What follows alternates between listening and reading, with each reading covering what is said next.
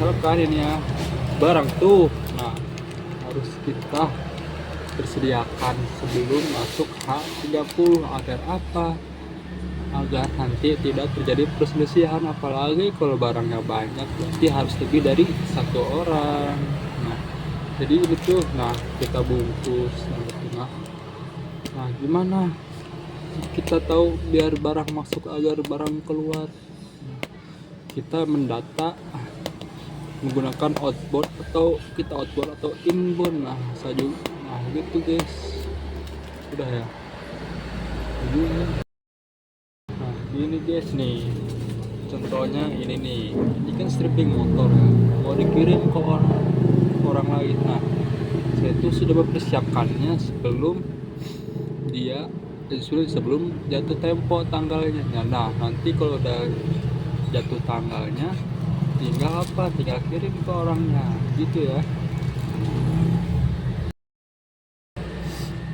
Nah bagaimana cara melakukan stock of name?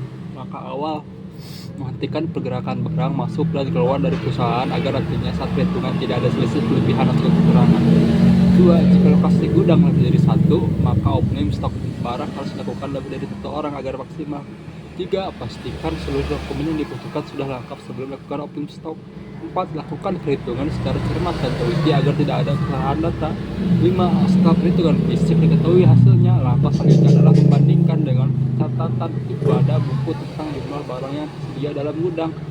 6. Membuat laporan opening stok barang. 7. Melakukan hasil laporan opening stok barang. Nah tahap ini biasanya dilakukan jauh-jauh hari ketika 1 minggu sebelum proses melakukan stok opening.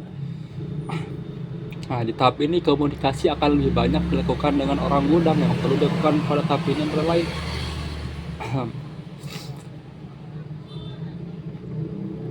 1. Menginstruksikan bagian gudang untuk menyiapkan tag stiker yang digunakan untuk memberi status stok yang telah dihitung nantinya pada saat melakukan stok opening. 2. Menginstruksikan orang gudang untuk merapikan stok dengan menata sesuai kode dan jenis barang.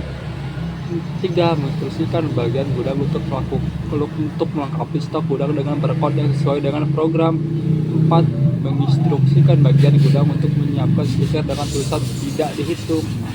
Barang-barang yang tidak perlu dihitung antara lain barang stok yang masuk setelah proses stock opening atau masuk setelah tanggal cut atau off stock opening, barang yang bersifat tertimpa dari pihak lain atau yang sering disebut konsinyasi. Nah barang rusak yang sudah tidak bisa diatur dan yang nilainya disepakati untuk dihapus. Tahap persiapan, pada tahap ini artinya hari pelaksanaan stock opening sudah mendekati hari H. Tahap persiapan ini biasanya dilakukan pada H-1.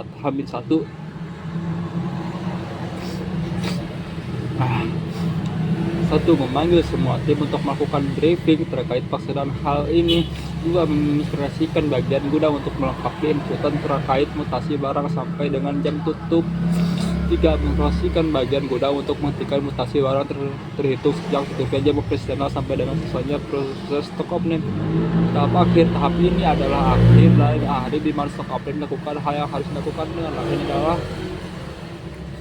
1. Memastikan kembali bahwa semua transaksi terkait stok sudah terinput semua ke program. Setelah semua stok sudah terinput ke program, print semua stok dari program sebagai pedoman stok.